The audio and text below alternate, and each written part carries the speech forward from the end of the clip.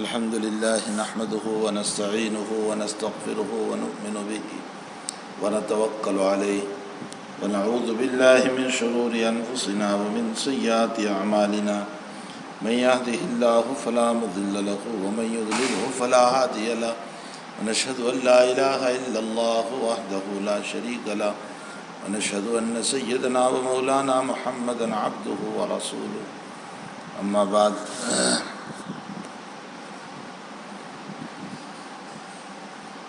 أعوذ بالله من الشيطان الرجيم بسم الله الرحمن الرحيم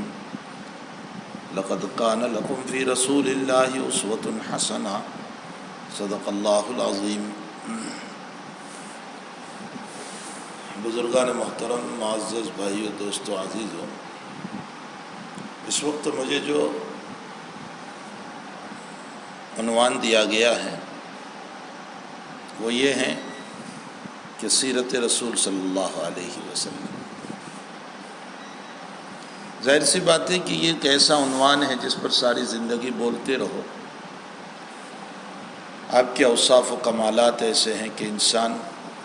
کا اپنا علم ختم ہو سکتا ہے، آپ کے اوصاف و کمالات کوئی بیان نہیں کر سکتا۔ بعض صوفیہ نے لکھا ہے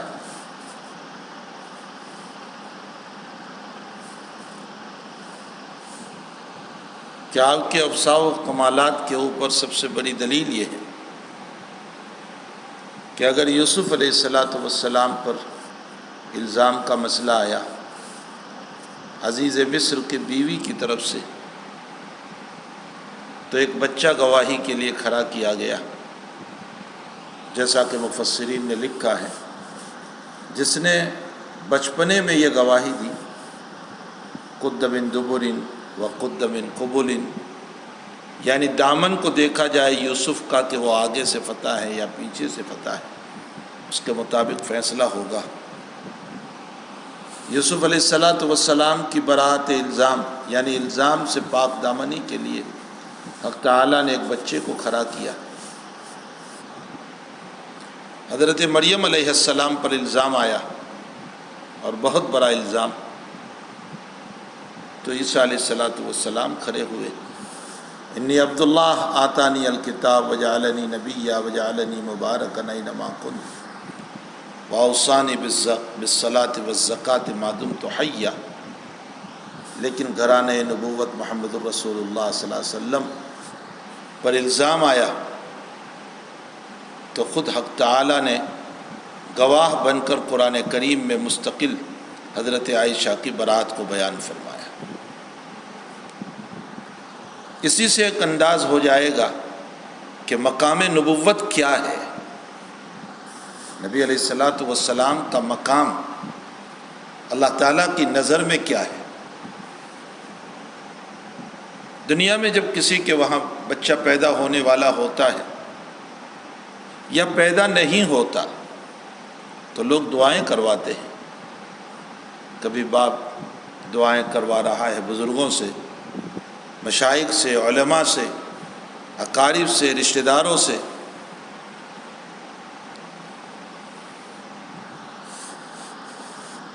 گھر کی ان عورتوں سے جو پاک دامن اور نیک ہیں، صالحہ ہے، ان سے دعائیں کرواتے ہیں۔ بچہ پیدا ہوتا ہے تو یہی عالم ہوتا ہے کہ باپ مشائخ کے پاس لے جاتا ہے، دعائیں کرواتا ہے، علماء کے پاس لے جاتا ہے، دعائیں کرواتا ہے، عورتیں خود دعائیں کرواتی ہے اور خود کرتی ہے۔ اس دنیا کے دستور پر اگر ذات اقدس صلی اللہ علیہ وسلم کو سمجھا جائے تو کسی بچے کی پیدائش کے لیے کسی شیخ نے دعا کی ہوگی، کسی عالم نے دعا کی ہوگی، کسی عورت نے دعا کی ہوگی، کسی ماں نے دعا کی ہوگی، کسی دادی نے یا پھوپھی نے دعا کی ہوگی، نانی نے یا خالہ نے دعا کی ہوگی۔ ہمارے آقا کی ولادت کے لیے سیدنا ابراہیم خلیل اللہ نے دعا فرمائی۔ اللہ تعالیٰ قرآن کریم میں دعائے ابراہیم کو نقل کرتے ہوئے فرماتے ہیں کہ جب تعمیر کعبہ ہو گیا، کعبۃ اللہ تعمیر ہو گیا، تو آپ نے خود دعا فرمائی، ربنا وبعث فیہم رسولا منہم یتلو علیہم آیاتہ ویزکیہم ویعلمہم الکتاب والحکمہ وإن كانوا من قبل لفی ضلال مبین۔ شان ابراہیم پر اگر غور کریں تو قرطبی نے لکھا ہے کہ حضرت ابراہیم علیہ السلام کی دو دعائیں بڑی زبردست ہیں۔ ایک دعا سیدنا اسماعیل علیہ السلام کے سلسلے میں، جو آپ کی دعا ہی کی وجہ سے اللہ تعالیٰ نے اسماعیل عطا فرمایا۔ اسحاق تو اس کے بعد پیدا ہوئے حضرت سارہ علیہ السلام سے، پہلے آپ کی دعا کا نتیجہ اسماعیل علیہ السلام ہے، وہ بھی سیدنا ابراہیم کی دعا کا نتیجہ ہے، اور دوسرا محمد الرسول اللہ صلی اللہ علیہ وسلم جو اسی سلسلے سے آ رہے ہیں، یہ بھی دعائے ابراہیم کا نتیجہ ہے۔ اور عجیب و غریب بات یہ ہوئی کہ ایک کو صاحب زمزم بنایا اور ایک کو صاحب کوثر بنایا۔ سیدنا اسماعیل علیہ السلام صاحب زمزم بنے، اور اسی کی نسل میں آنے والا امام الانبیاء محمد الرسول اللہ صلی اللہ علیہ وسلم کو حق تعالی جل شانہ عما نوالہ نے صاحب کوثر بنایا۔ ایک کو ذبیح اللہ بنایا تو ایک کو حبیب اللہ بنایا۔ ایک اللہ کے دربار میں جان پیش کر کے اللہ کا محبوب بن گیا، تو محمد الرسول اللہ پوری زندگی پیش کر کے حبیب اللہ بن گیا۔ تو ایک کو ذبیح اللہ بنایا اور ایک کو حبیب اللہ بنایا۔ پھر یہ بھی اگر غور کیا جائے، مجھے اس وقت ان باتوں کو کھولنا نہیں تھا لیکن ذہن میں یہ باتیں چل پڑی، اگر اس پر بھی غور کیا جائے کہ آپ نے جب کعبۃ اللہ کو تعمیر فرمایا، سیدنا ابراہیم علیہ السلام نے جب کعبۃ اللہ کو تعمیر فرمایا، تو یہ مسئلہ مسلم ہے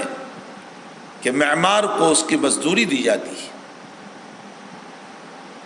اور معمار اپنی مزدوری کو مانگتا ہے۔ ظاہر سی بات ہے کہ جب وہ اپنی مزدوری کو مانگے گا تو وہ اس کی مزدوری کو ادا کرے گا، مالک جو ہے وہ اس کی مزدوری ادا کرے گا۔ ابراہیم علیہ السلام معمار کعبہ ہے، اور آپ نے اللہ کا مکان بنایا، اور جب آپ مزدوری مانگ رہے تو آپ بزبان حال گویا کہ یہ کہہ رہے ہیں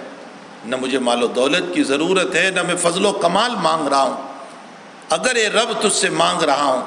تو اس کعبۃ اللہ کو آباد کرنے والا مانگ رہا ہوں، جو ایک مقدس ترین مقام ہے۔ اس مقام سے بڑھ کر کوئی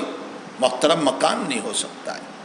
اے اللہ میں وہ تجھ سے مانگ رہا ہوں، ربنا وبعث فیہم رسولا منہم یتلو علیہم آیاتہ ویزکیہم ویعلمہم الکتاب والحکمہ وإن كانوا من قبل لفی ضلال مبین۔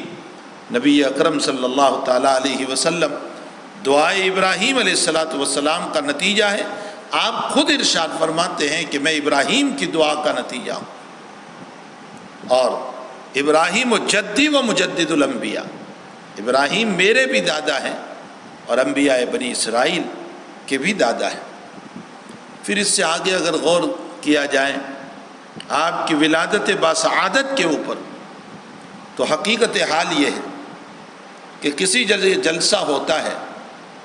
تو اس جلسے میں مختلف مقررین ہوتے ہیں جو ایک عمومی بیان کرنے والے ہوتے ہیں، اس لیے کہ ہر ایک کو صدر مقام حاصل نہیں ہوتا۔ صدر کا جو مقام ہوتا ہے وہ ہر ایک کو حاصل نہیں ہوتا۔ مجلس کا صدر ایک ہی ہوا کرتا ہے، متعدد مجلس کے صدر نہیں ہوا کرتے، اور اسی کے ماتحت وہ پورا جلسہ چلتا ہے۔ ظاہر سی بات ہے کہ ذات اقدس صلی اللہ علیہ وسلم کے باب میں دیکھا جائے تو آپ سے پہلے حق تعالی جل شانہ عما نوالہ نے بہت سارے انبیاء کو بھیجا، اور ان انبیاء کرام نے اپنے اپنے وقت میں اپنی اپنی قوم کو اپنے اپنے علاقے میں دین کی باتوں کو سمجھایا۔ جس زبان میں بھی وہاں کی زبان ہوگی، حق تعالیٰ کی باتوں کو، توحید اور رسالت کو، اللہ کی وحدانیت کو، بعث بعد الموت کو خوب سمجھایا۔ اور دنیا کا یہ بھی دستور ہے کہ اخیر میں صدر مجلس کا خطاب ہوتا ہے، اور صدر مجلس کے خطاب کے بعد کسی کا خطاب نہیں ہوتا۔ یہ مسئلہ مسلم ہے کہ صدر مجلس کے خطاب کے بعد کسی کے خطاب نہیں ہوا کرتا، اور صدر مجلس کے خطاب سے پہلے کوئی آدمی کھڑے ہو کر صدر مجلس کا تعارف کراتا ہے، جو اس کی آمد سے پہلے تعارف ہوتا ہے۔ عمومی بیانوں کے بعد ظاہر سی بات ہے کہ سلسلہ نبوت چلتا رہا، اور اب صدر مجلس، صدر کائنات محمد الرسول اللہ صلی اللہ علیہ وسلم تشریف لانے والے تھے، تو آپ سے پہلے حضرت عیسیٰ علیہ السلام کے ذریعے سے قرآن کریم میں آپ کا تعارف کرایا گیا، اور یہ بتایا گیا کہ میرے بعد اب ایک نبی عنقریب آنے والا ہے، من بعد اسمہ احمد۔ یہ عیسیٰ علیہ السلام کا خطاب، یہ دلیل ہے اس بات کے اوپر کہ آنے والے نبی کا تعارف ہو رہا ہے، صدر مجلس کا تعارف ہو رہا ہے، صدر کائنات کا تعارف ہو رہا ہے کہ اس کا نام احمد ہوگا، یعنی وہ اللہ کی بہت تعریف کرنے والا ہوگا۔ احمد کا معنی بہت تعریف کرنے والا، وہ اللہ کی بہت تعریف کرنے والا ہوگا، اور ظاہر سی بات ہے کہ اس کی تعریف کا عالم یہ ہوگا کہ اس کی تعریف دنیا میں بھی چلے گی، اور اس مقام پر بھی اس کی تعریف چلے گی جہاں کسی کو دم زدن کی اجازت نہیں ہو سکتی ہے، بولنے کی اجازت نہیں ہو سکتی ہے، چاہے وہ آدم ہو یا نوح ہو، ابراہیم ہو یا اسماعیل ہو، موسیٰ ہو یا عیسیٰ ہو، علیہم الصلاۃ والسلام الف الف مرہ، لاکھوں سلام ان انبیاء کرام پر نازل ہو، اور لاکھوں درود ان انبیاء کے اوپر نازل ہو۔ ان انبیاء کو بھی بولنے کی اجازت نہیں ہوگی، وہاں اگر مقام محمود کی حیثیت سے اگر کوئی تعریف کرے گا تو وہ محمد الرسول اللہ صلی اللہ علیہ وسلم ہے، یعنی قیامت کے دن اللہ تعالیٰ کے سامنے اگر کسی کو تعریف کی اجازت ہوگی اور کوئی تعریف کر پائے گا تو وہ حضور پاک صلی اللہ علیہ وسلم، اسی کو مقام محمود کہا گیا۔ خود آپ فرماتے ہیں کہ میں قیامت میں اللہ کی وہ تعریف کروں گا تو اس وقت میرے ذہن میں نہیں ہے، اللہ اسی وقت میرے دل و دماغ پر ڈالے گا، اور میں سرب سجود ہوں گا اور اللہ کی تعریف کروں گا، اور پھر مجھے کہا جائے گا کہ ارفع راسک سل تعطیٰ واشفع تشفع، محمد سر اٹھاؤ اور مانگو، ہم آپ کے مطالبات کو پورا کریں گے، اور جو سوال ہوگا ہم آپ کے تقاضوں کو پورا کریں گے۔ تو ذات اقدس صلی اللہ علیہ وسلم صدر کائنات بن کر کے اب تشریف لانے والے ہیں، پوری کائنات کے صدر۔ اب آپ کی نبوت زمانے کے اعتبار سے بھی عام ہوگی، اور زمین کے اعتبار سے بھی عام ہوگی، مکانی اعتبار سے بھی آپ کی نبوت عام ہوگی، چاہے وہ دنیا کا کونا کیوں نہ ہو، لیکن محمد الرسول اللہ ہی کی نبوت چلے گی، اور زمانے کے اعتبار سے الی یوم القیامہ آپ ہی کی نبوت چلنے والی ہے، اور کسی کی نبوت نہیں چلے گی۔ سیدنا عیسیٰ علیہ السلام آپ کی نبوت کے تابع بن کر کے آئیں گے، آپ ہی کے احکام کا نفاذ فرمائیں گے۔ ایک سوال ہو سکتا ہے میرے بھائیوں اور بہنوں کہ مسلم شریف کی روایت ہے کہ آپ جب آئیں گے تو جزیے کو ختم کریں گے، سلیب توڑ دیں گے۔ سلیب توڑنے کی وجہ تو یہ ہوگی کہ آپ ثابت کر دیں گے عیسیٰ علیہ السلام کہ جو تمہارا غلط عقیدہ ہے وہ باطل ہے، ما قتلوہ وما صلبوہ ولکن شبہ لہم، تمہیں شبہ ہو گیا کہ مجھے مارا گیا تھا، نہ مجھے قتل کیا گیا ہے اور نہ مجھے سولی دی گئی، یہ صلیبی مسئلہ تمہارا غلط ہے، خنزیر کو قتل کریں گے۔ بعض لوگوں نے اس پر جو یوں کہہ دیا کہ شریعت عیسوی میں خنزیر حلال تھا اور اس شریعت میں حرام ہوا، اس لیے آپ اس کو قتل کریں گے، یہ قطعاً غلط تقریر ہے، کسی شریعت میں خنزیر حلال نہیں ہوا ہے،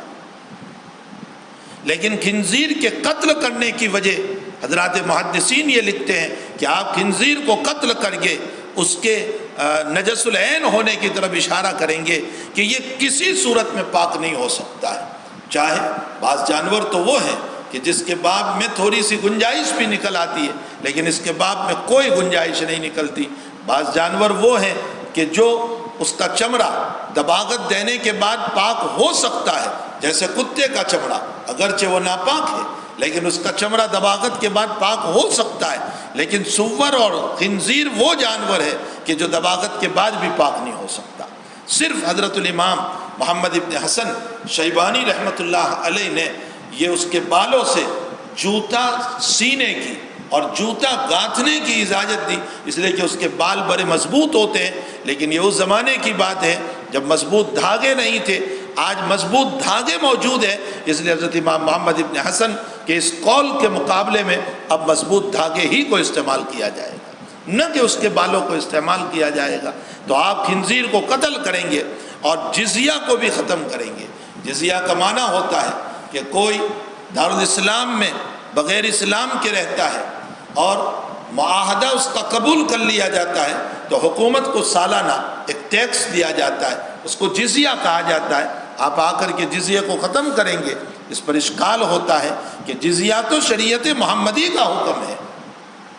صلی اللہ علیہ وسلم، اللہ کے حبیب کی شریعت کا یہ حکم ہے کہ جزیہ لیا جائے، تو آپ اس کو ختم کر کے گویا کہ شریعت محمدی کے ایک مسئلے کو ختم کر دیں گے، تو پھر شریعت محمدی پر آپ کہاں چلے ہیں؟ آپ نے تو گویا ایک نئی شریعت قائم کر دی۔ اس کا جواب یہ ہے کہ اس اشکال کرنے والوں کو دیکھنا چاہیے کہ یہ بیان کون کر رہا ہے۔ بیان کر رہے ہیں محمد الرسول اللہ صلی اللہ علیہ وسلم کہ جب عیسیٰ آئیں گے تو جزیہ کو ختم کریں گے۔ معلوم ہوتا ہے صاحب شریعت نے اپنی شریعت کا مسئلہ حصول جزیہ یعنی جزیہ وصول کرنے کی مدت نزول عیسیٰ تک بیان کر دی ہے، اس کے بعد خود آپ ہی کی شریعت یہ ہوگی کہ اب جزیہ نہیں لیا جائے گا۔ معلوم ہوتا ہے عیسیٰ علیہ السلام یہ جو جزیے کو ختم کریں گے شریعت محمدی پر ختم کریں گے، نہ کہ شریعت عیسوی کے اوپر۔ تو آپ ایک صدر مجلس بن کر کے تشریف لانے والے ہیں، ساری کائنات کے آپ ہی نبی ہیں، اور زمانے کے اعتبار سے بھی آپ ہی کی نبوت، زمین کے اعتبار سے بھی آپ ہی کی نبوت، دنیا کا کونا ہوگا محمد الرسول اللہ ہی نبی ہوں گے، اور قیامت کا سویرا ہوگا محمد الرسول اللہ صلی اللہ علیہ وسلم ہی نبی ہوں گے۔ اب نبی کا سایہ بھی نہیں ہو سکتا، نبی کا پرتو بھی نہیں ہو سکتا، نبی کا عکس بھی نہیں ہو سکتا، ذلی نبی بھی نہیں ہو سکتا، جیسا کہ بعض لوگوں کا عقیدہ ہے ختم نبوت ہمارا سب سے اہم عقیدہ ہے، اور ختم نبوت میں ذرا سی جھول دینا گویا کہ اپنے آپ کو ایمان سے نکال دینا ہے۔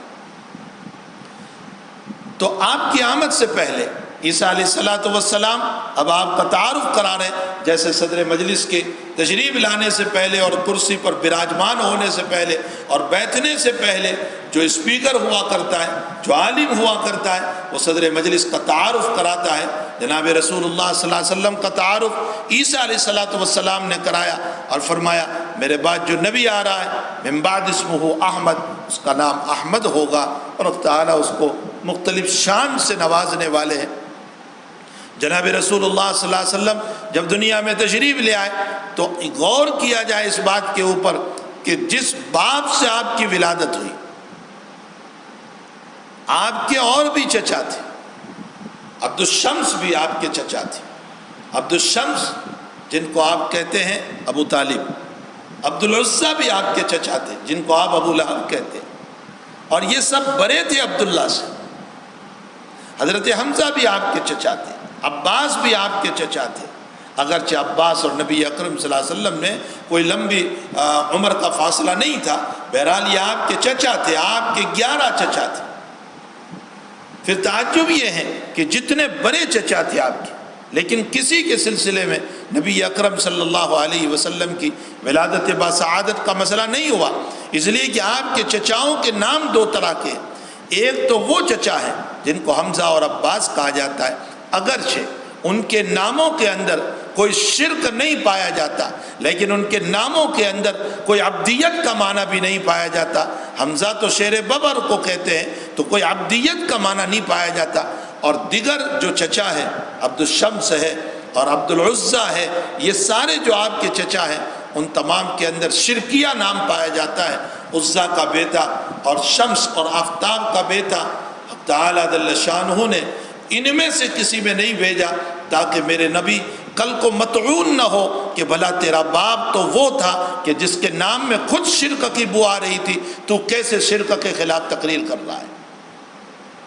اور نہ ان چچاؤں میں بھیجا کہ جن کے نام میں عبدیت نہیں تھی، بلکہ آپ کو اس باپ سے بھیجا جس کے نام میں عبدیت تھی اور جس کا نام عبداللہ تھا، اس چھوٹے سے عبد المطلب کے بیٹے سے بھیجا، اور تعالیٰ نے جس خاندان کا انتخاب فرمایا وہ بہت بڑا قبیلہ ہے قریش۔ حالانکہ مکے میں بہت سارے قبیلے تھے، اور ان قبیلوں کا تعلق بھی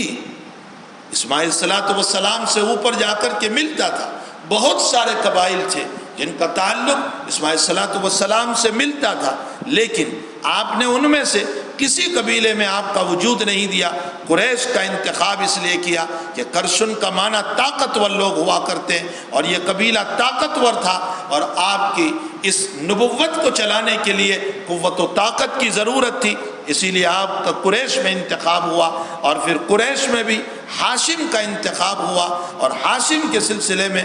اس آدمی میں آپ کا انتخاب ہوا۔ آپ کے دادا انا نبی لا کذب انا ابن عبد المطلب، عبد المطلب وہ دادا ہے جو شہرت یافتہ بھی تھے، باعزت بھی تھے، باوقار بھی تھے، حرم کے پاسبان بھی تھے، اور لوگوں کے دلوں میں ان کی عظمت بھی تھی۔ ان کے سلسلے میں چھوٹے بیٹے عبداللہ کے وہاں جناب نبی کریم صلی اللہ تعالیٰ علیہ وسلم کو بھیجا جا رہا ہے، ولادت باسعادت آپ کے وہاں ہو رہی ہے۔ پھر عبداللہ کی پاک دامنی کا عالم، اگر آپ تاریخی روایات کو پڑھیں گے تو آپ کو معلوم ہوگا کہ ایک یہودی عورت آپ پر فریفتہ ہو گئی تھی، اور فریفتہ ہونے کی وجہ یہ تھی،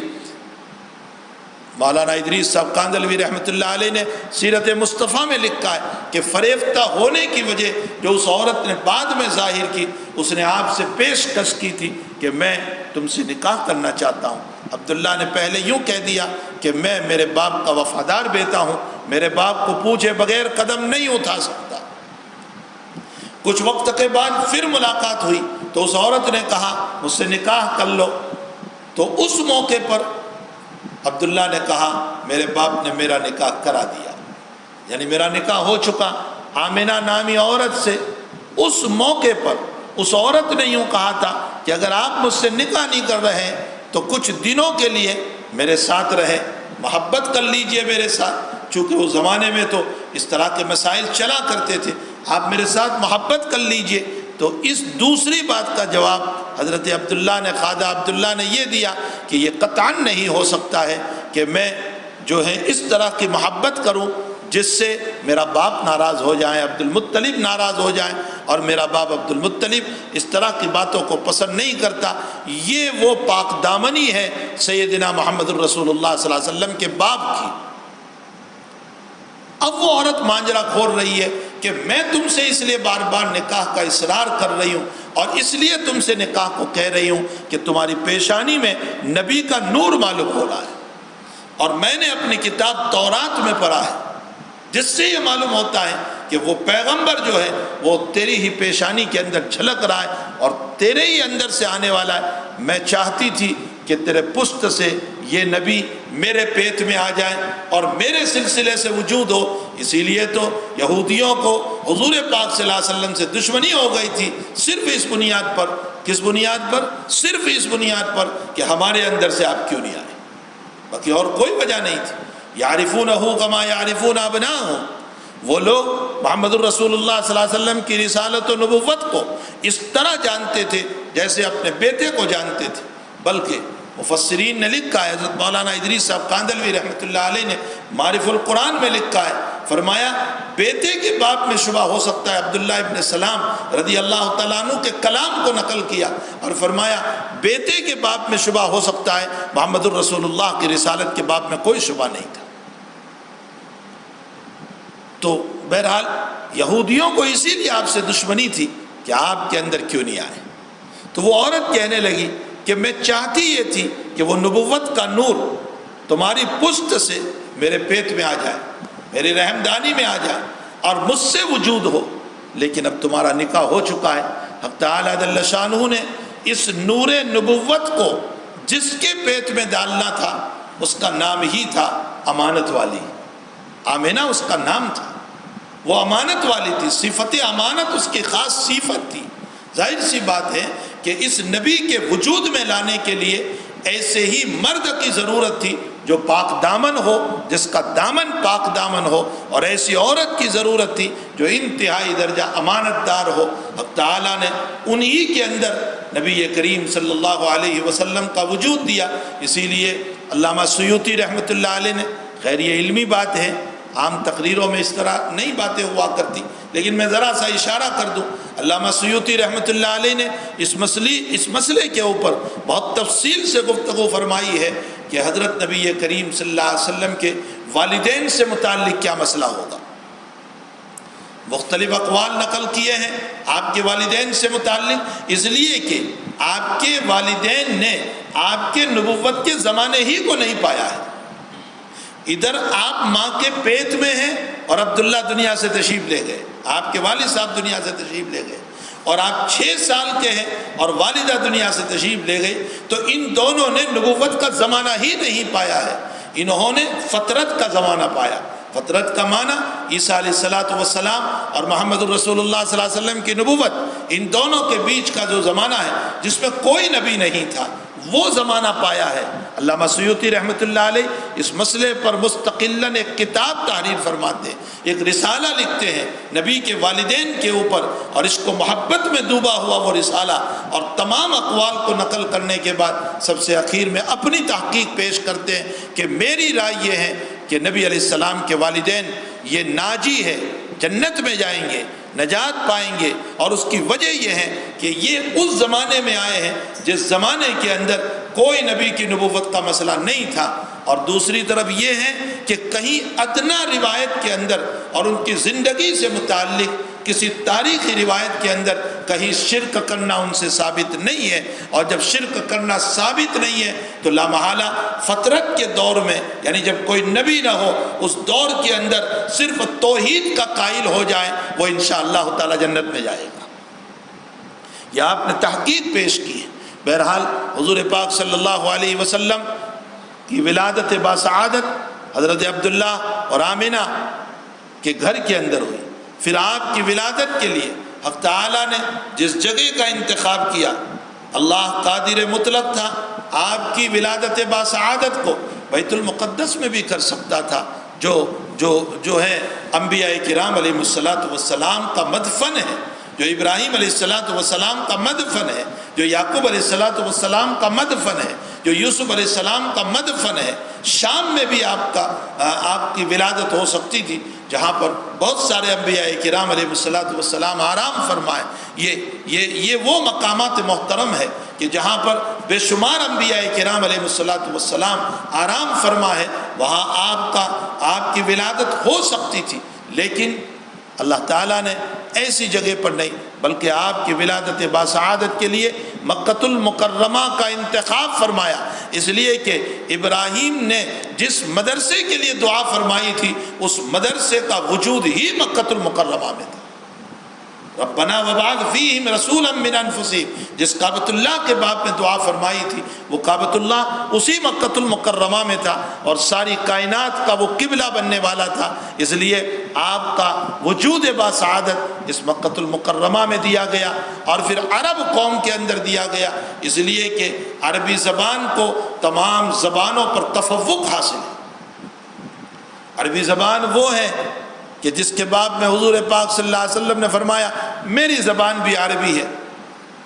اہل جنت کی زبان بھی عربی ہے، ملائکہ کی زبان بھی عربی ہے۔ تو عربی زبان کو اگرچہ ماقبل کتابیں کوئی سریانی میں اتری،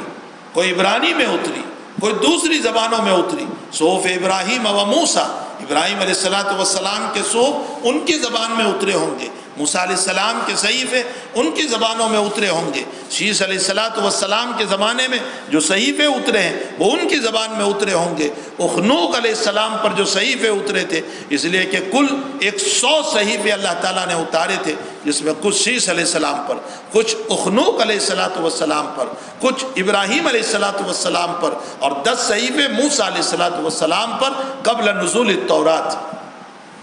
تورات کے آنے سے پہلے۔ یہ 100 صحیفے اللہ تعالیٰ نے اپنی اپنی زبان میں اتارے، پھر تورات اپنی زبان میں اتری، پھر انجیل اپنی زبان میں اتری، پھر زبور اپنی زبان میں، جو بھی وہاں زبان ہوگی اس میں اتاری گئی، لیکن قرآن مقدس کو عربی زبان میں اتارا جس کو تمام زبانوں پر تفوق ہے، اور اس کی فصاحت و بلاغت خود نبی اکرم صلی اللہ علیہ وسلم نے فرمایا انا افصح العرب، میں سب سے فصیح بولنے والا ہوں۔ اور عربی زبان کا حال یہ ہے کہ ایک گھوڑے کو لے لیا جائے تو اس گھوڑے کے لیے 10 نام ہے۔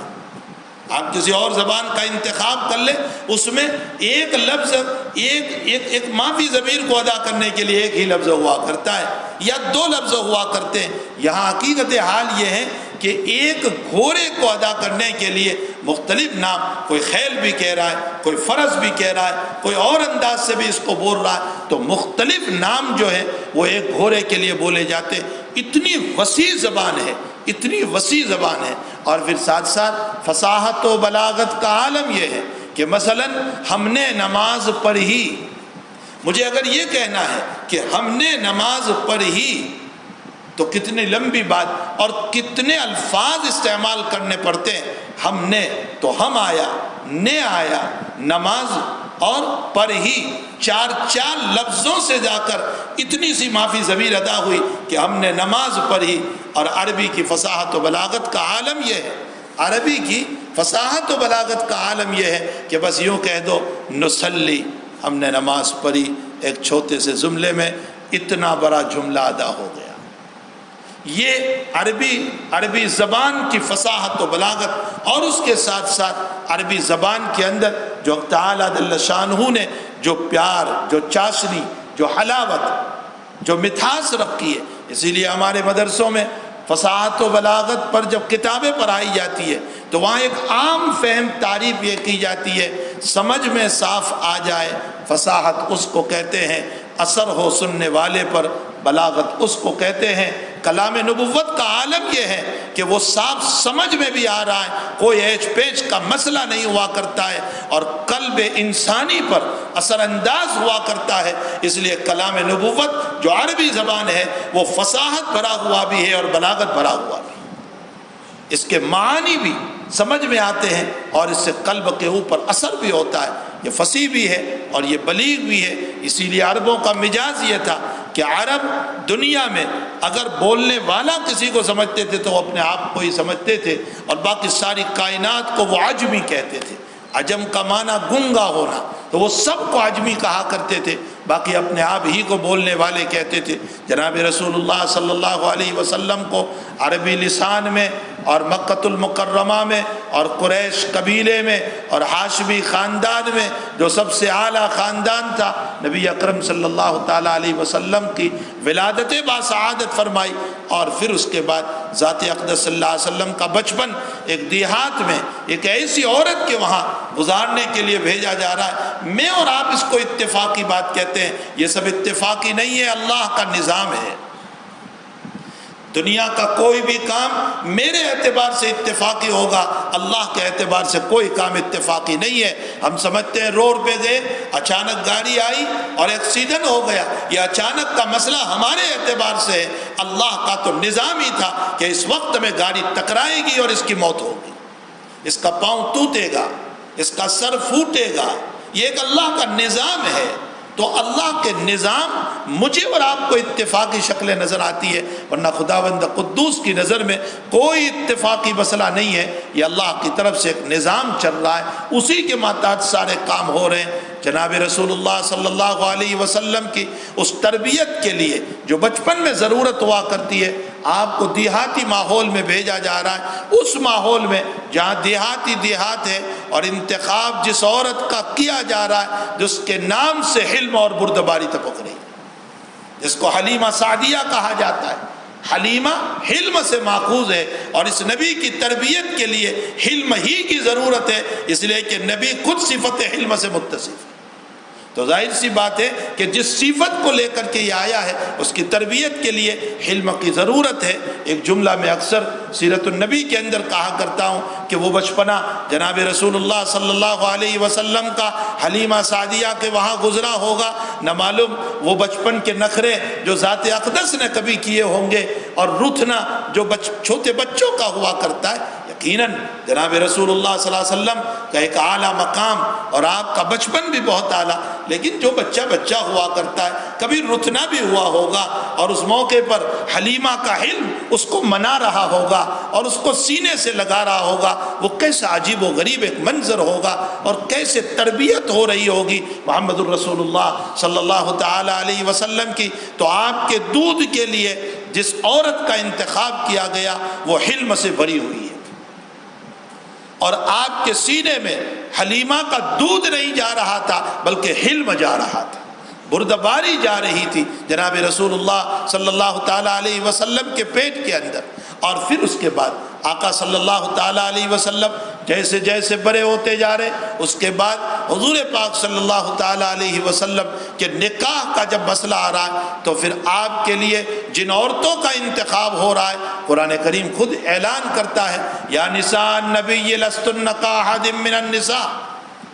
اے میرے نبی کی عورتیں آپ عام عورتوں کی طرح نہیں ہیں۔ معلوم ہوتا ہے کہ نبی علیہ الصلوۃ والسلام کی عورتوں کے لیے اور جن عورتوں کا انتخاب ہوا ہے وہ بھی بڑا عجیب و غریب انتخاب ہوا ہے۔ خدیجۃ الکبریٰ رضی اللہ تعالیٰ عنہ کا حلم، آپ کی بردباری، آپ کی قربانیاں محمد الرسول اللہ صلی اللہ علیہ وسلم کے لیے، یہ تو کہنے کے اعتبار سے یوں کہہ دیا جاتا ہے کہ عورتوں میں خدیجہ پہلے ایمان لائے اور مردوں میں پہلے ابو بکر ایمان لائے اور بچوں میں علی ایمان لائے اور غلاموں میں زید ایمان لائے۔ یہ تطبیق کے لیے اس طرح کی بات کی جا رہی ہے، ورنہ حقیقت یہ ہے کہ اصل اصول سب سے پہلے اگر آپ پر کوئی ایمان لایا ہے تو وہ خدیجۃ الکبریٰ ہے۔ ابو بکر سے پہلے بھی خدیجۃ الکبریٰ ایمان لائی ہے۔ اس کی وجہ یہ ہے کہ آقا صلی اللہ علیہ وسلم جب اقرا بسم ربک الذی کی وحی لے کر کے آئے ہیں اور آپ نے گھر میں آ کر آپ کا شانہ کانپ رہا تھا، آپ کے کندھے کانپ رہے تھے، اور آپ نے آ کر خدیجۃ الکبریٰ رفیقہ حیات سے فرمایا زملونی زملونی، مجھے کمل اڑا دو۔ گھبرایا ہوا انسان لحاف اوڑھ کر سو جاتا ہے، فرمایا مجھے کمل اڑا دو۔ اور تھوڑی دیر کے بعد جب آپ کی گھبراہٹ دور ہوئی تو آپ نے غار حرا کا پورا واقعہ خدیجۃ الکبریٰ رضی اللہ تعالیٰ عنہ کو نقل فرمایا اور فرمایا قد خشیت علی نفسی، مجھے میری ذات پر خوف ہے کہ اسی طرح اگر مجھے دبایا جاتا رہا تو میری جان کا مسئلہ ہو جائے گا۔ اس موقع پر خدیجۃ الکبریٰ نے نہ آپ کی وحی کا انکار کیا، نہ آپ کی جبریل کے آمد کا انکار کیا، نہ اس ملاقات کا انکار کیا، نہ یہ کہا کہ کوئی خواب ہوگا جو آپ کو آیا ہوگا، نیند ہوگی جس میں آپ نے یہ بات طے کی ہوگی، یہ بات من گھڑت ہے، یہ خیالات ہیں آپ کے، یہ کچھ نہیں ہے۔ ایک بات آپ نے نہیں کہی بلکہ تائید کرتے ہوئے یوں کہا کہ آپ کے اخلاق تو وہ ہیں کہ انک لتصل الرحم وتقسب الکلب وتحمل المعدوم وتقری الضیف وتعین علی نوائب الحق، جن کے اخلاق اتنے اونچے ہوتے ہیں اللہ ان کو کبھی ضائع نہیں کرتا۔ آپ کے یہ کلمات دلیل ہے اس بات کی کہ آپ اپنے دل میں محمد الرسول اللہ کے اقرا بسم کو اتار چکی ہیں۔ یہ پہلی وحی کا اقرار سب سے پہلے خدیجۃ الکبریٰ رضی اللہ تعالیٰ عنہ نے فرمایا تھا، اسی لیے ساری زندگی اللہ کے حبیب اپنی خدیجہ کو یاد کرتے رہے، ساری زندگی یاد کرتے رہے خدیجہ کے انتقال کے بعد۔ بلکہ جس سال خدیجۃ الکبریٰ کا انتقال ہوا، اگرچہ اسی سال ابو طالب کا بھی انتقال ہوا جو آپ کے چچا، یہ دونوں بازو تھے آپ کی حفاظت کے لیے اور آپ کے معین اور مددگار ہونے کے لیے۔ جب تک یہ دونوں تھے اہل مکہ کی ہمت نہیں تھی کہ آپ کو ضرر پہنچائے، آپ کو تکلیف پہنچائے، اور جب ان دونوں کا انتقال ہوا تو وہ نبوت کا 10واں سال تھا، یعنی سن نبوی 10 تھا۔ جناب رسول اللہ صلی اللہ علیہ وسلم نے اس سال کو عام الحزن قرار دیا، یعنی غم کا سال ہے۔ مطلب یہ ہے کہ اس سال میرے اوپر اتنا بڑا غم ٹوٹا کہ ادھر خدیجہ بھی گئی، ابو طالب بھی چلے گئے۔ آپ نے اسی کے بعد طائف کا رخ کیا تھا، وہ طائف کا رخ اسی بنیاد پر آپ نے کیا تھا کہ جب مکے میں اب میرا کوئی نہیں رہا اور مسلمان تھوڑے سے ہیں جو میرا ڈیفینس نہیں کر سکتے، میری حفاظت نہیں کر سکتے، تو میں طائف جاؤں اور میں وہاں کوئی جو ہے اپنی پناہ پکڑوں اور کسی کے وہاں پناہ لوں اور اس کے ساتھ ساتھ اپنے دین کی دعوت پیش کروں۔ اگر وہاں پناہ مل جاتی ہے تو میرے لیے بہت بہتر ہوگا۔ اگرچہ شاہ ولی اللہ صاحب رحمۃ اللہ علیہ نے طائف جانے کی حکمت یہ بیان فرمائی ہے کہ نبی علیہ الصلوۃ والسلام اس لیے طائف تشریف لے گئے تھے کہ وہ آپ کا ننیال تھا۔ ننیال باعتبار حلیمہ سعدیہ آپ کا ننیال تھا، آپ نے بچپن وہاں گزارا تھا۔ حلیمہ سعدیہ وہیں کی تھی، دودھ پلایا تھا آپ کو، اس لیے آپ کا ننیحال تھا۔ اور دنیا کا دستور ہے کہ ننیحال والوں کو اپنے نواسوں اور بھانجوں سے محبت ہوا کرتی ہے۔ آپ نے اس لیے بھی رخ فرمایا تھا کہ اہل طائف میرے نانا کا گاؤں ہے، میرا ننیحال ہے، تو وہ میرے ساتھ محبت کریں گے، میرے ساتھ پیار کریں گے، مجھے قبول کریں گے اور میرا ٹھکانہ مل جائے گا تاکہ مجھے دین کی اشاعت کے اندر۔ لیکن عبد یعلیل نے اور اسی طرح اس کے بھائی مسعود نے اور اس کے تیسرے بھائی حبیب نے، جیسا کہ بخاری شریف کی روایت میں کہ ان تینوں نے، اور حضرت ان تینوں ہی کے وہاں تشریف لے گئے اس لیے کہ وہ طائف کے بڑے تھے، اور ان کے وہاں جا کر کے آپ نے جب اپنی بات کو پیش کیا تو ایک نے تو یہ کہہ دیا کہ کعبۃ اللہ کے غلاف کو چاک کرنے کے لیے اور فارنے کے لیے محمد تیرے علاوہ اللہ کو کوئی ملا ہی نہیں، اور دوسرے نے کہا کہ نکل جا یہاں سے، ہم تیرا منہ دیکھنا نہیں چاہتے، گفتگو کرنا نہیں چاہتے، اور تیسرے نے کہا کہ بھلا اگر تو نبی ہے تو تجھ سے بات کرنے میں میرا نقصان، اور اگر تو نبی نہیں ہے تو تجھ سے بات کرنے میں میرا جی نہیں چاہتا۔ آپ ایک دکھی دل کے ساتھ وہاں سے نکلے، اور پھر اوباشوں کے مسائل آپ کے ساتھ ہوئے، اور ان اوباشوں کے مسائل کی وجہ سے آپ زخمی ہو گئے، اور قرن الثعالب پر آپ پہنچے، جو مکۃ المکرمہ سے ایک دن کے فاصلے پر اس زمانے کے اعتبار سے، ورنہ اب تو قرن الثعالب قریب آ گیا ہے، جس کو طائف سے آتے ہوئے میقات بھی کہا جاتا ہے، یہ قرن الثعالب ہے۔ وہاں آپ آئے اور آ کر کے آپ نے اپنے خون کو صاف کیا، زید بن حارثہ نے آپ کے خون کو صاف کیا، آپ سجدے میں گر گئے، اور جب سجدے سے اٹھتے ہیں تو سلام کی آواز آئی اور ایک بدلی نظر آئی، اور اس کے اندر سے جبریل امین نے سلام کیا اور فرمایا حضرت ملک الجبال موجود ہے، یعنی پہاڑ کے فرشتے جن کے ہاتھ میں ساری دنیا کے پہاڑوں کا نظام ہے، حکم دے دیں طائف کو ابھی تباہ و برباد کر دیں گے اور پیس ڈالیں گے۔ لیکن رحمت والا نبی حق تعالیٰ جل شانہ کو اور ان ملائکہ کو کہہ رہے ہیں کہ نہیں، میں ان کو بچھڑنے کے لیے دعا نہیں کرتا، بلکہ میں یہ دعا کرتا ہوں کہ اللہ آج نہیں تو کل ان کی نسلوں سے ایمان والوں کو پیدا کرے۔ بہرحال سن نبوی 10 کو عام الحزن قرار دیا گیا، جیسے سن نبوی 6 کو یعنی نبوت کے 6 سال کو عام السرور قرار دیا گیا تھا۔ صحابہ سن نبوی یعنی نبوت کے 6 سال کو خوشی کا سال کہتے تھے، اور عام السرور کہنے کی وجہ یہ تھی کہ سن نبوی 6 میں حضرت عمر ایمان لائے تھے، اور عمر کے ایمان لانے کی وجہ سے صحابہ کی خوشیوں میں اضافہ ہو گیا تھا، اس لیے اس کو عام السرور کہا گیا۔ سن نبوی 10 جو ہے وہ عام الحزن ہے۔ بہرحال خدیجۃ الکبریٰ رضی اللہ تعالیٰ عنہ کی قربانیاں، آپ کے لیے اپنے مال کو نچھاور کر دینا اور آپ کو سب کچھ دے دینا، حتیٰ کہ اپنی جان تک آپ کے لیے نچھاور کر دینا، اور شیب ابی طالب میں جب بائقات ہو رہا ہے محمد رسول اللہ صلی اللہ علیہ وسلم کا، تو چاہے 2 سال کی مدت ہو، 2.5 سال کی مدت ہو، 3 سال کی، جیسا کہ روایات میں اس مدت کے اندر آپ کے ساتھ آپ کی رفیق حیات خدیجۃ الکبریٰ بھی جا رہی ہے، اور یہ نہیں کہہ رہی ہے کہ نہیں آپ جائیے میں آپ کے ساتھ نہیں آؤں گی، یہ نہیں ہو سکتا ہے۔ اسی لیے حضور پاک صلی اللہ علیہ وسلم نے فرمایا اللہ نے میری خدیجہ کو جنت میں کھوکھلے موتیوں کا وہ محل عطا فرمایا ہے کہ 30 بعض روایتوں میں 30 میل اور بعض روایتوں میں 7 میل کا تذکرہ آیا، یعنی اتنا لمبا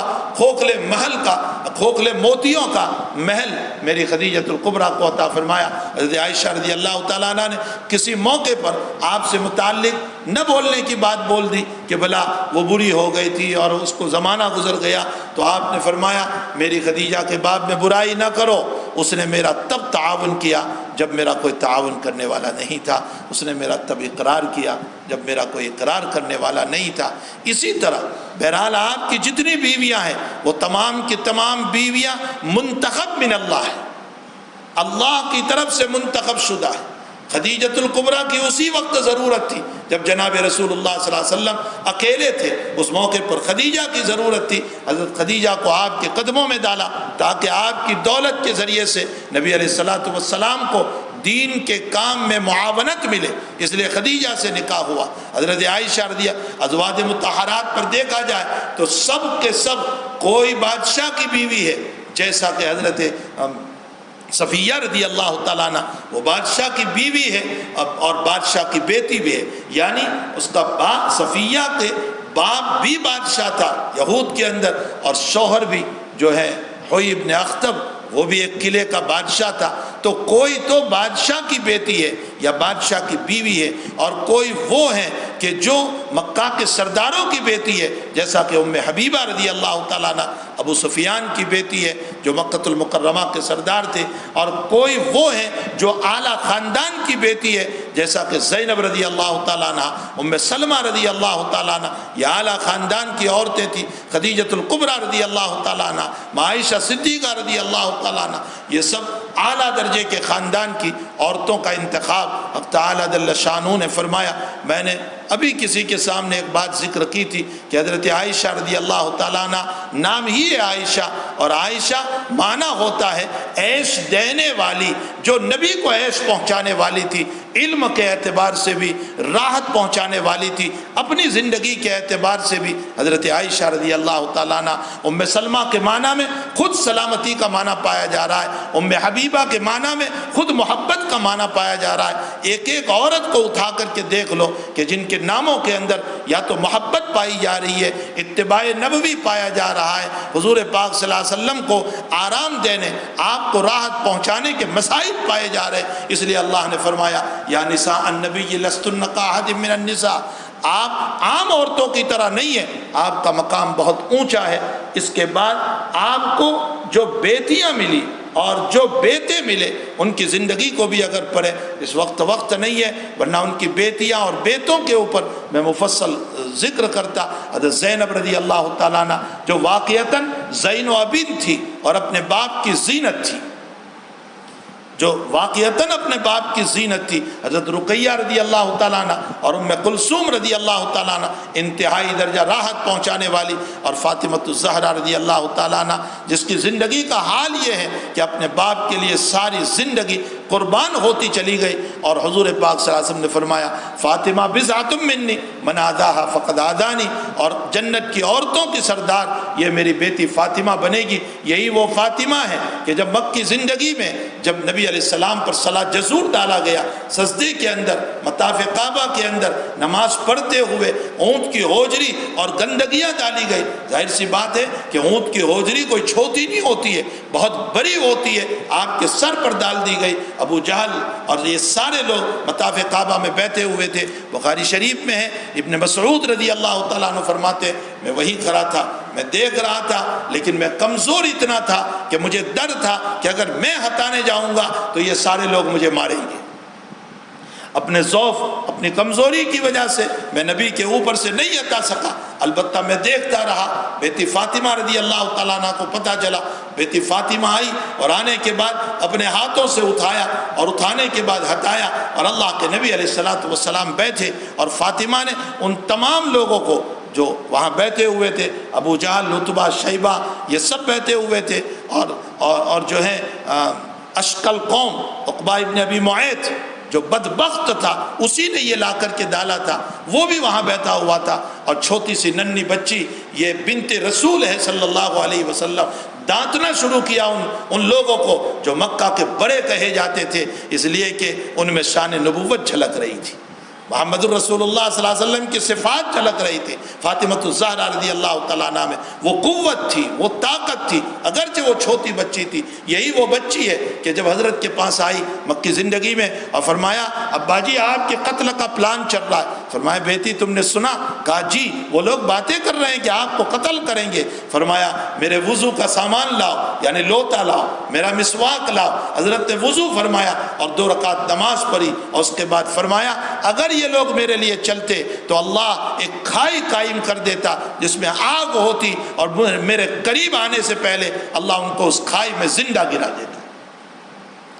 قرآن کریم میں اشارہ بھی ہے لَنَسْفَعًا بِالنَّاسِيَةِ نَاسِيَةٍ كَاذِبَةٍ خَاطِئَةٍ، بھلا یہ نبی علیہ السلام کو کیا ضرر پہنچا سکتے؟ تو بہرحال آپ کی یہ بیٹیاں فاطمہ الزہرا رضی اللہ تعالیٰ عنہ نے اس صلاۃ جزور کو ہٹایا، اور جو ہے ان لوگوں کو برا بلا کہا۔ عبداللہ ابن مسعود فرماتے نبی علیہ السلام بیٹھے، اور بیٹھنے کے بعد ان سب کے نام لے کر بد دعا فرمائی، اور ارشاد فرمایا اللہم علیک بقریش،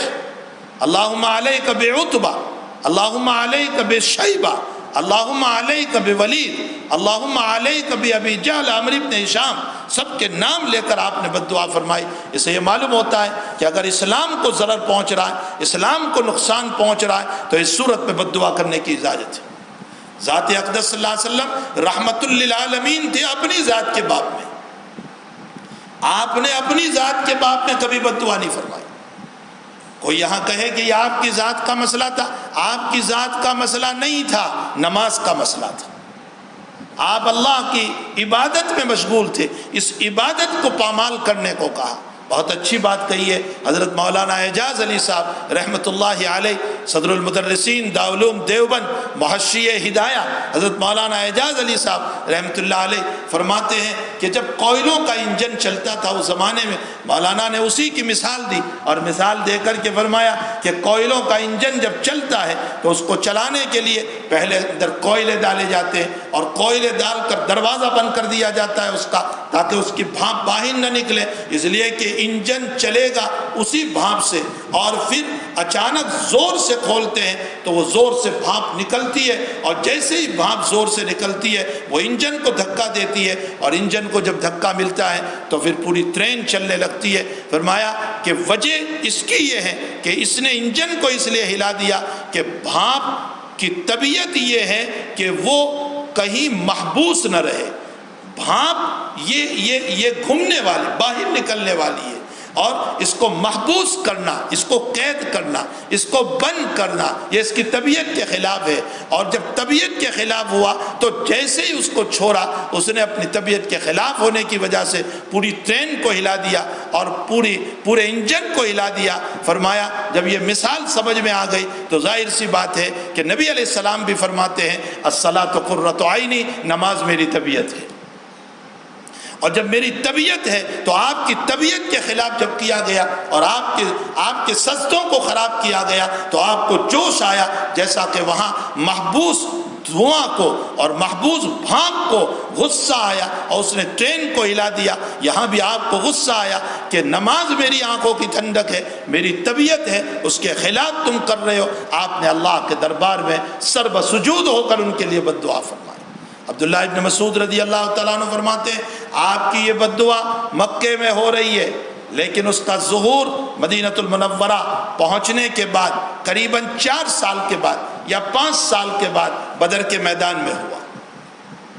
ابن مسعود فرماتے ہیں جن جن کا نام لیا گیا تھا وہ سب بدر میں مارے گئے۔ یہاں ایک مسئلہ میں آپ کو سمجھاؤں، عبداللہ ابن مسعود کی یہ روایت ہم کو یہ بتا رہی ہے کہ نبی جیسا نبی وہ مظلوم بھی تھا اس وقت، خوب سمجھے آپ، وہ مظلوم بھی تھا اس وقت، اس پر ظلم کیا گیا، وہ نبی یہ مقدس بھی ہے، وہ امام الانبیاء بھی ہے، وہ نماز میں بھی ہے، اور اسی نماز میں آپ پر ظلم کیا گیا اور آپ سرب سجود ہو کر دعا کر رہے ہیں۔ ان تمام صفات کے باوجود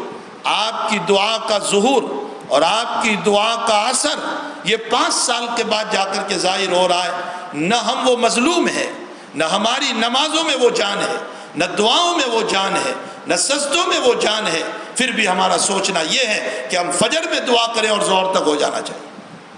اے خیال است و محال است و جنون، ایسا نہیں ہو سکتا ہے۔ حق تعالیٰ کا ایک نظام ہے، اس نظام کے تحت کائنات چلتی ہے۔ اگر اللہ تعالیٰ وَلَوْ يُعَجِّلُ اللَّهُ لِلنَّاسِ الشَّرَّ اسْتِعْجَالَهُم بِالْخَيْرِ لَقُضِيَ إِلَيْهِمْ أَجَلُهُم۔ ایسا نہیں ہو سکتا ہے کہ میں بد دعا کروں اور فوراً کوئی ہلاک ہو جائے، میں بد دعا کروں اور فوراً یہ مر جائے اور یہ بیماری میں مبتلا ہو جائے، ایسا نہیں ہو سکتا ہے۔ اللہ کہتا ہے اگر میں روزمرہ تمہاری بد دعاؤں کو قبول کرتا رہتا تو یہ کائنات کب سے ختم ہو جاتی۔ اللہ کے اپنے مسائل ہیں اور اس کی حکمتیں ہیں، فعل الحکیم لا یخلو عن الحکمت۔ اللہ تعالیٰ معلل بالاغراض نہیں ہے، اللہ معلل بالحکمت ہے، اس کے سارے کام حکمتوں سے بھرے ہوئے ہیں۔ بہرحال میرے بھائیوں ذات اور میری بہنوں، ذات اقدس صلی اللہ تعالیٰ علیہ وسلم کا پورا سلسلہ مقدس ترین ہے، تو پھر آپ کو جو امت ملی ہے وہ بھی مقدس ترین۔ آپ کی امت بھی بہت اعلیٰ، لیکن اللہ کا نبی ہمیں جس تقدس پر بٹھا کر گیا تھا ہم نے اپنے ہاتھوں سے پامال کر دیا، ہم نے اپنے ہاتھوں سے پامال کر دیا۔ امت نے نمازیں چھوڑی، امت نے روزے چھوڑے، امت نے رونا چھوڑا، امت نے زکوٰۃ چھوڑی، امت نے حج چھوڑا، امت نے اچھے اخلاق چھوڑے، امت نے کاروبار میں دھوکہ شروع کیا، غیبت شروع کی، جھوٹ بولنا شروع کیا، مکاریت میں پڑے، زنا میں پڑے، اور نہ معلوم کن کن معاصی میں مبتلا ہوئے۔ جس سود کو حرام قرار دیا گیا تھا نصوص قطعیہ کے ذریعے سے، اسی سود کو جو ہے ان لوگوں نے اس امت نے اپنا بچہ کہا اور اپنے گھر کو چلانے کا اس کو ذریعہ بنایا۔ نتیجہ یہ ہوا کہ ہم نے خود اپنے تقدس کو پامال کیا، ورنہ یہ مقدس امت صحابہ کی شکلوں میں تھی تو اللہ کی رحمت کا نزول ہو رہا تھا، تابعین کی شکلوں میں تھی تو اللہ کی رحمت کا نزول ہو رہا تھا۔ لیکن یہ امت جب شیاطین کے متبع بن کر کے زندگی گزارنے لگی تو اللہ کی رحمت کے بجائے اللہ کی وباؤں کا نزول ہونے لگا، مصائب اور پریشانیوں کا نزول ہونے لگا۔ اس امت کو دوبارہ پیچھے جانے کی ضرورت ہے۔ جدید تعلیم یافتہ پر نہ جاؤ، ان نئی تہذیبوں پر نہ جاؤ جو کھڑے ہو کر کھانے کو اچھا کلچر بتا رہے، جو کھڑے ہو کر پانی پینے کو اچھی زندگی بتا رہے، جو کھڑے ہو کر پیشاب کرنے کو اچھی زندگی بتا رہے۔ اس جدید تعلیم پر نہ جاؤ، پیچھے چلو محمد الرسول اللہ صلی اللہ علیہ وسلم کی زندگی پر، جنہوں نے ہمیں حیا بتائی، جنہوں نے شرم بتائی، جنہوں نے اچھے اخلاق بتائے، جنہوں نے اچھی زندگی بتائی، جنہوں نے ایک بہترین معاشرہ حضور پاک صلی اللہ تعالیٰ علیہ وسلم نے ہمیں عطا فرمایا۔ ہمیں حضور پاک صلی اللہ علیہ وسلم کے اس معاشرے پر جانے کی ضرورت ہے۔ کچھ صحابہ کرام کے باب میں آتا ہے کہ ان کا مکے جانا ہوا، ان کی کچھ پراپرٹی تھی، اس پراپرٹی کے سلسلے میں ان کا مکے جانا ہوا، ابو جہل وغیرہ سے ملاقات ہوئی تو عہد لیا گیا، ان دو صحابہ کرام سے عہد لیا گیا کہ تم دونوں بدر میں شریک نہیں ہوں گے، ہم ابھی آ رہے ہیں، یعنی تم محمد کا سپورٹ نہیں کرو گے،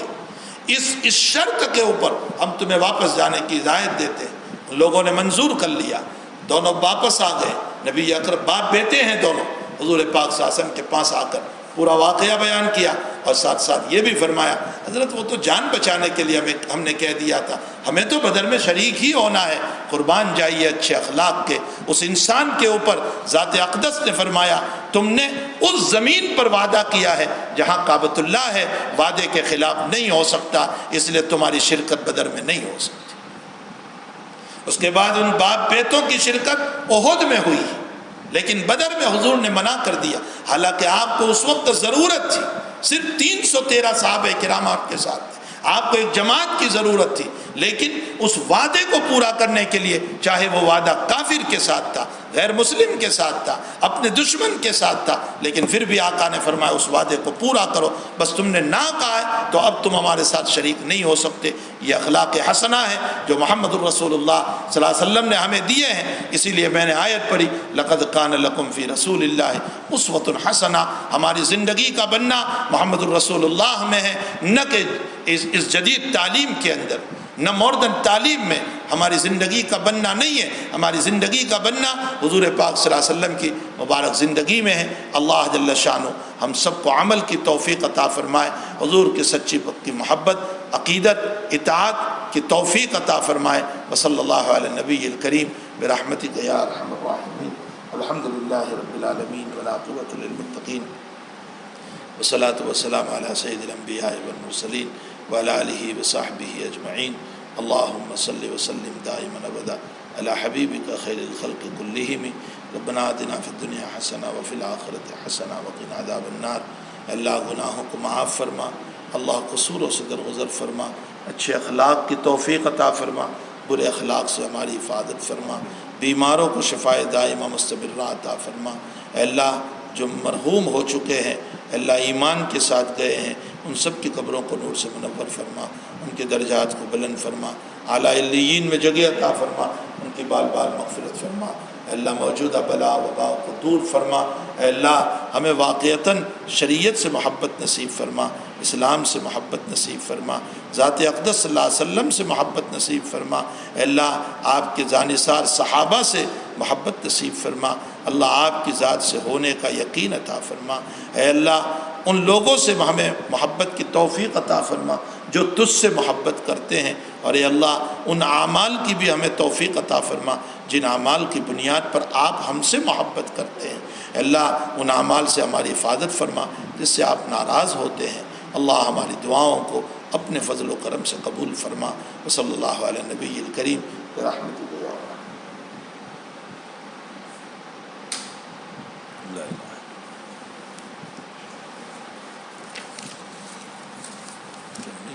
چلتا نہیں تھا۔